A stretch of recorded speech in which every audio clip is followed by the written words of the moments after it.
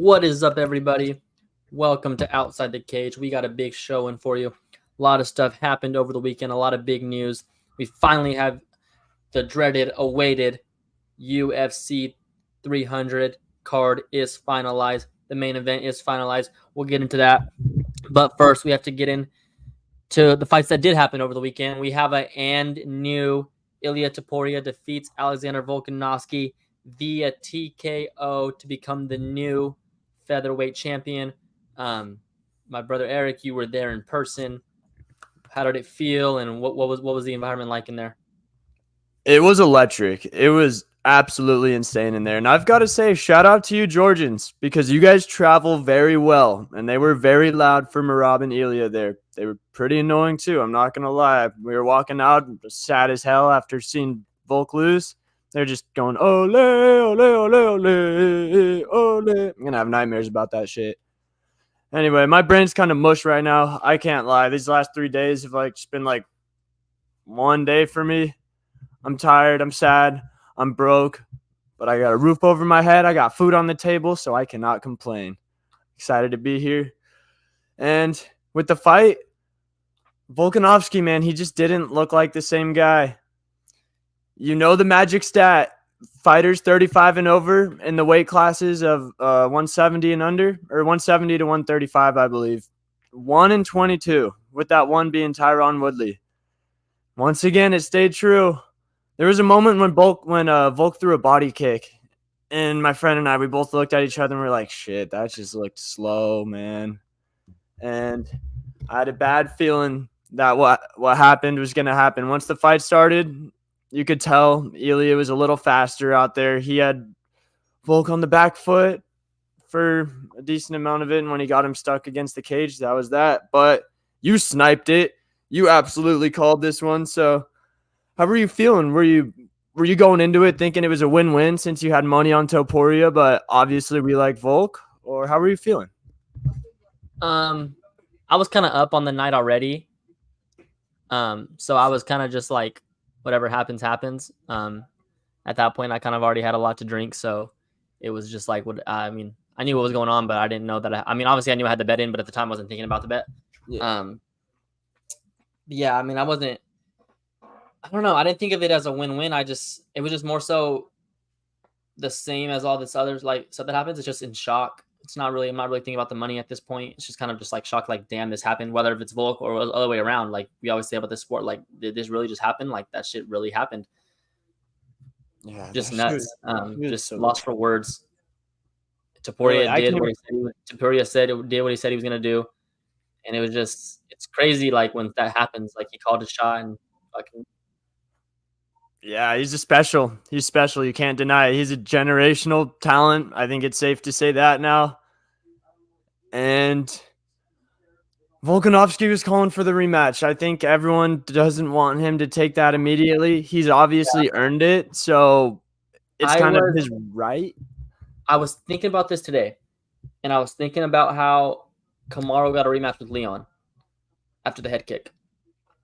And I was trying to compare it. And I think that's kind of what a lot of people are going to compare it to when they say, like, the champion, if you're a long champion, you get another shot. The reason I think this is different with Volk is I think that Kamaru was winning that whole fight versus Leon. Yeah. So that was like a big difference. Like, Leon only won the 5th round. I think Kamaru won rounds 1 through 4. Yeah. And that was also Kamaru's first loss, like, in a long time. Not back to back. The thing with Volk is we just seen him lose to Islam. Yes. Different division, yes, but that's all part of it. We just seen you get knocked out by Islam, and you come back and get knocked out by Topuria. Does he deserve a title shot? I don't know. I don't think, like you kind of just said, I don't see how he would beat Topuria. Does it, like, you kind of just have to do it. But that's what I'm saying, yeah. Yeah, who do you like for Topuria next? What would it be? That's what I was going to say. Max is booked with Gaethje now for 300. Yair and Ortega are fighting soon. If Yair wins that, it's kind of hard to give him a title shot after just getting one and winning one fight. Yeah. He gets another one automatically. I was thinking if Max wins, he gets it at 45. But I mean, Max could be a big if he makes a big statement at Gaethje, he can get a shot at 55. Bro, he's in the driver's seat if he wins that fight. Yeah, so it's a big fight for Max, but I don't know if you can give Max a title shot at 45 because can he really be a champion knowing he lost to Volk 3 times? Like it's kind of a tough spot. I think we kind of finally got out of the Volk and Max rivalry. Not that it was bad. Not that Volk and Max weren't great champions or contenders in the 45 division. But now that we have a new guy, like I kind of just want to see the division move on. I would love to see Max if he wins at 55, probably get a title shot or a title eliminator at 55. But yeah, it's tough. I mean, I don't know who else to give it to would fight Ilia. I mean, I know who would fight Ilia at 45. I know someone. I think I might be wearing his shirt. That could be it. Bro, I've been going back and forth on that because I think it's a bad precedent to set if the UFC lets Sugar go up for double champ status after only defending the belt once. But it would just be such a sweet fight. They might be the 2 best strikers in the UFC or 2 of the top 5 strikers in the UFC, most definitely.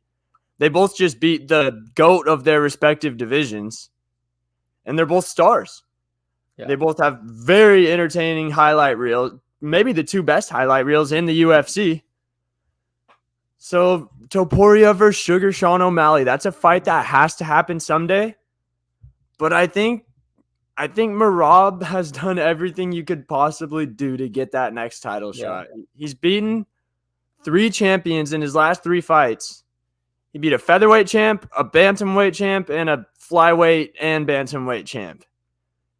That is nuts. I know we'll get to Merab, but yeah, 45 is in a weird spot right now because Volk and Max just cleaned that shit out like completely. Yeah. So, like anybody now that like fights Topuria and like let's say they win it, it's not really validated because like Volk beat him, Max beat him, so it's like it's kind of weird. Yeah, it's definitely a tough spot. That's why I think in this scenario it's a perfect spot for Sugar Sean to go up. But then again, it does send a bad precedent. We've already had that multiple times in the past year.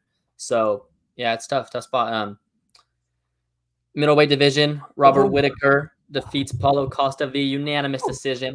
I know how Robert's going to win. And I know if you're going to take Robert to win, take him to win by decision. Just a masterclass. Almost got put away round 1. Oh my gosh. How did he eat that? I know. I thought he was going to come back. I thought he was going to come back rattled too. He did not one bit, bro. Bobby Knuckles is a dog. And he made me eat my words about him not having a chin and not being durable because he took about as big of a shot as you could possibly take. And yes, it was at the end of the round. He might have got saved by the bell, but that doesn't matter. He won the fight. And he had to go out there for 10 minutes after that against Paulo Costa, and he was honestly piecing him up. Yeah. Just a technician, everything he does.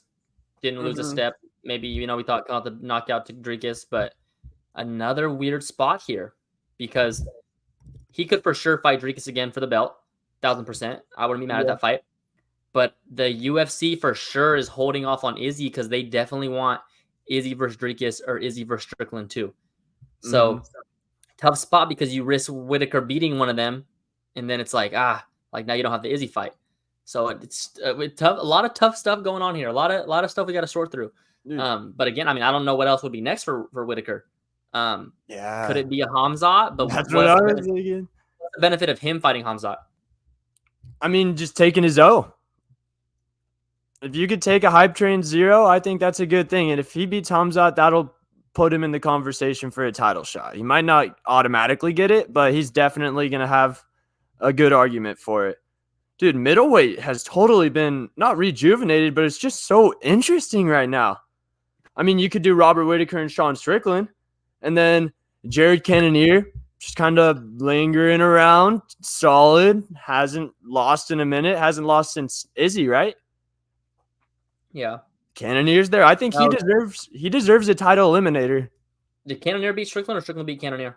Cannonier won, but it was a very close fight. It was 50-50, honestly. Could have won either way, but officially, Cannonier won.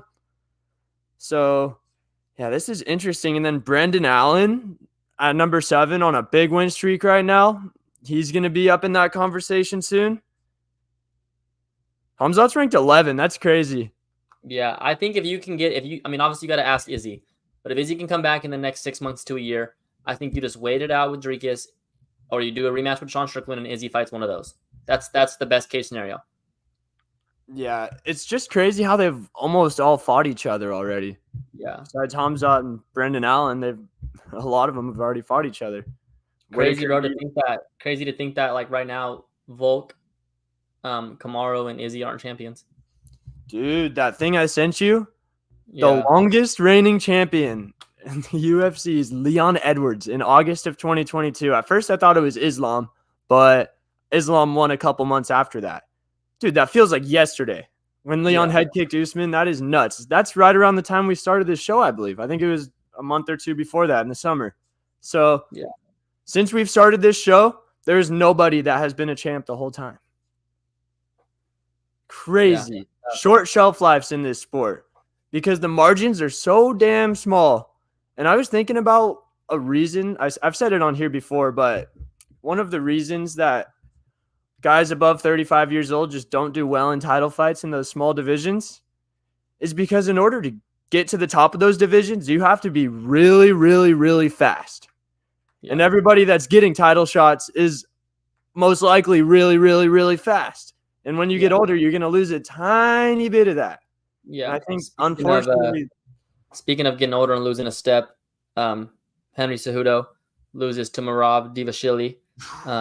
Just a masterclass by Merab. Definitely earned his next title shot, the winner of Cheeto and Suga. I mean, he like you said, he's deserved it. He's next up for sure. Beat one of the greatest of all time. Yeah, not much to say about Merab other than he's next up. He's ready. He's ready to go. Henry looked really good in the first round too. Yeah, we kind of expected that though because when they're both at full stamina, Henry's probably more skilled, more technical, definitely on the feet. He was catching Merab. But once people get tired and Merab doesn't, they are in trouble. And he is a terrifying guy to fight over 5 rounds. He was able to do that to Henry in 3. Imagine if he had 5, how bad Henry would have looked in that 4th and 5th. Yeah. So our guy Suga, he's going to have to snipe him. He's going to have to punish him on the way in because Merab is not going to stop coming. Pause.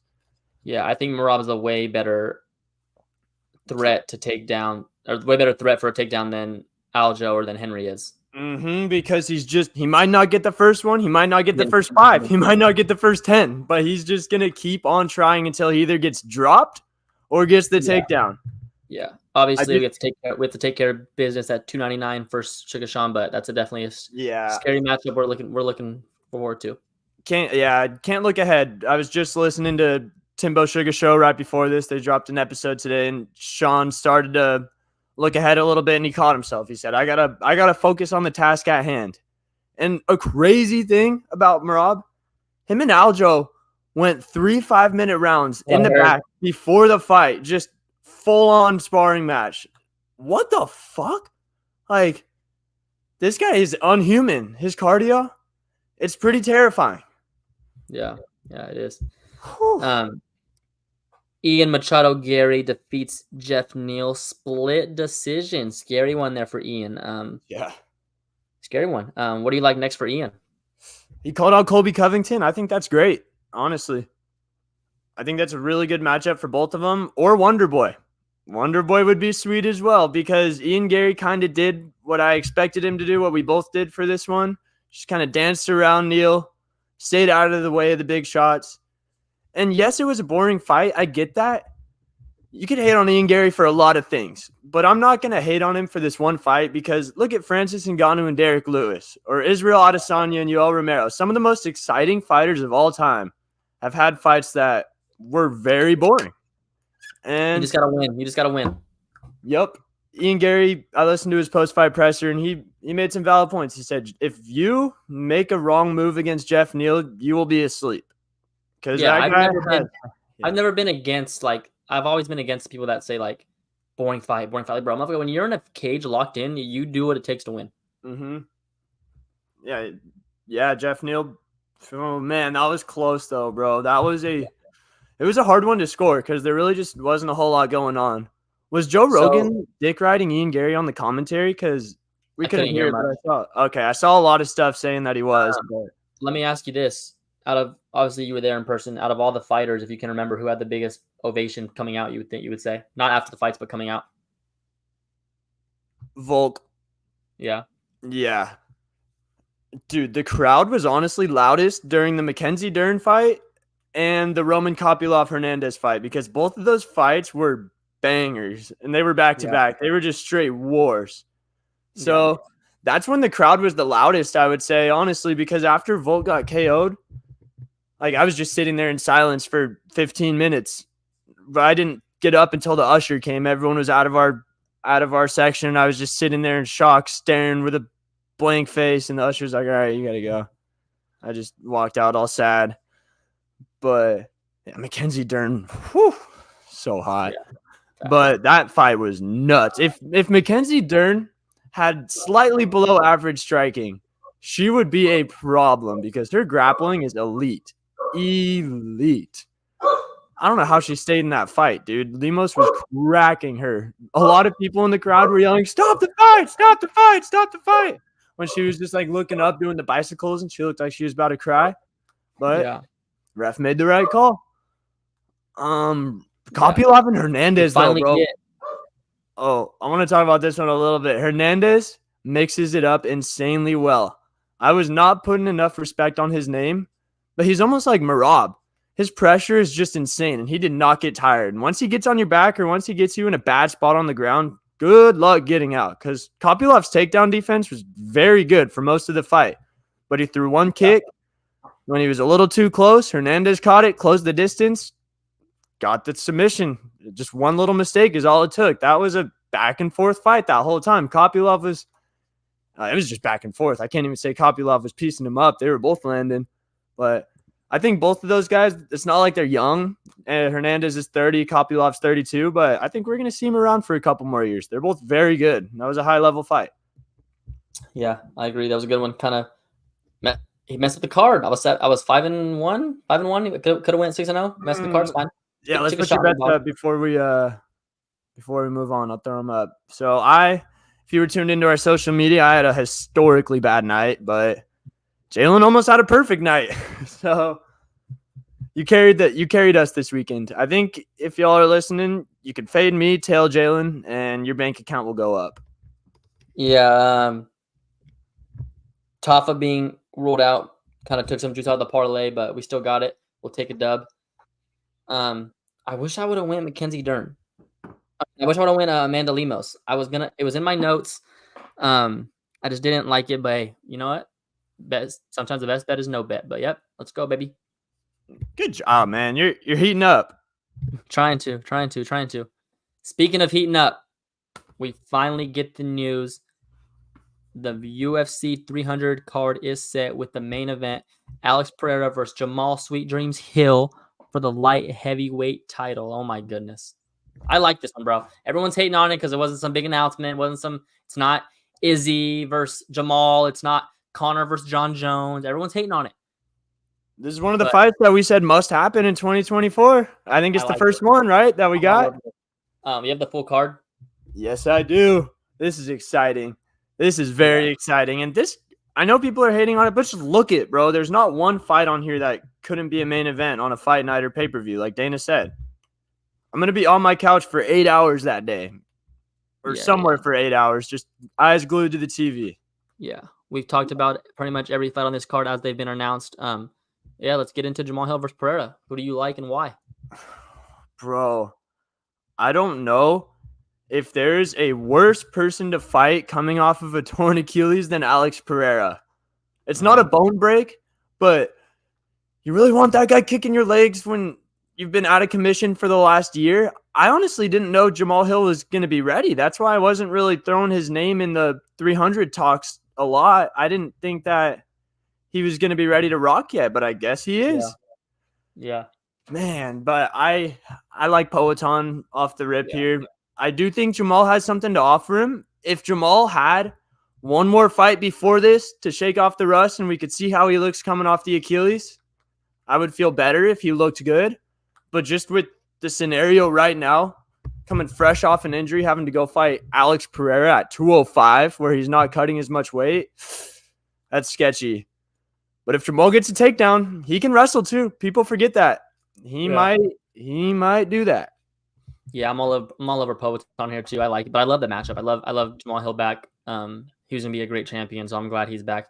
We were both big Jamal guys. He's been getting a lot of hate lately too. Yeah, it's gonna be a banger. Like I said, man, it's kind of like how I was feeling, with all the aura and the hype that 300 had. There was nothing that was really ever gonna be unless it was something crazy like Connor coming out or like Izzy coming back. It had to be something crazy like that. But other than that, I mean, it was kind of tough. You couldn't do. I mean, you probably tried to do Hamzat. Probably tried to get Izzy back versus Pereira. They tried a lot of stuff, but I'm not mad at this at all. I love this main event. If you would have told again, this is a great main event if it wasn't 300. So because if it wasn't 300, everyone would be like, well, that's a fucking banger. But the fact that it's 300 and Dana put out the hype and it was all this hype, now it's kind of just we're expecting this. And you still get this, but now it's just everyone expects crazy.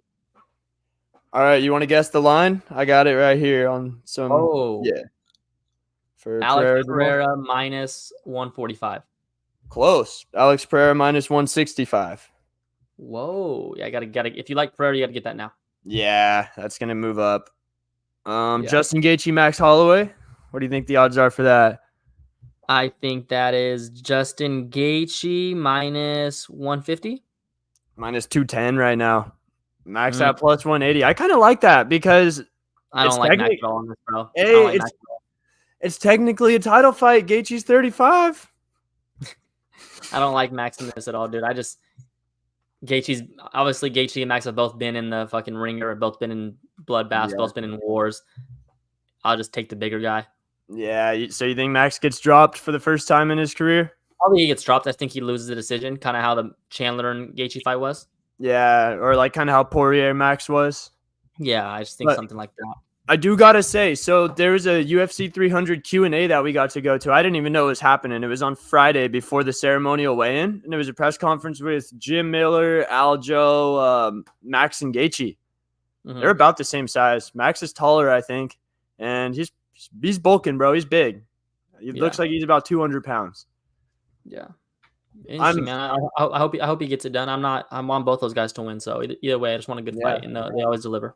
Bro, I kind of like in the girl title fight, Yan Xiaonan is plus 290. Yeah, I think that should be closer because she is electric, bro. She's a sniper. Yeah. That's honestly, I'm more excited for the co-main than I am for Sterling versus Cater, for Yuri versus Rakic. Usually girl fights, you're just kind of mad that they're up there, but that is genuinely a very good fight that I'm really excited for. Yeah, can't wait, man. I love it. I love this sport. Love the 300s finalized. We finally get that monkey off our back, so let's rock, baby. If Diego Lopes gets a big win, he's gonna have action in featherweight too, because that's a fresh face that is marketable, and he's Brazilian, and the UFC loves their Brazilian champs. Agreed. You got anything else before we get out of here? We'll be back with a preview show for Wednesday or Thursday. Yeah, one of those days. We'll see. I put up the wrong overlay. There we are. Yeah, we'll be back Wednesday, Thursday for a Mexico City preview. Hopefully I can stay hot for our bets. Back in your hometown. Yes, sir. I didn't even realize it was NBA All-Star Weekend, dude. That's like a moment. It's a moment for me because I've always just been so dialed in on all the ball sports. But what happened to the game? What happened to the game I love? For real, NBA is a terrible product. Night in, night out. Terrible product. It was trash. Terrible. I didn't watch any of it. Terrible. You didn't watch Steph and Sabrina? I only watched that. Literally the only thing I ever watched. Only thing I watched a second of. That's all I saw. I saw my friend showed me Steph won, and we said, "Oh, thank God." That's all I saw from Dame won the 3-point contest. I think. Yeah, I do like the 3-point contest, but not like I watched it, but I like that. Yeah. All right, and we'll be back on Thursday. Doses.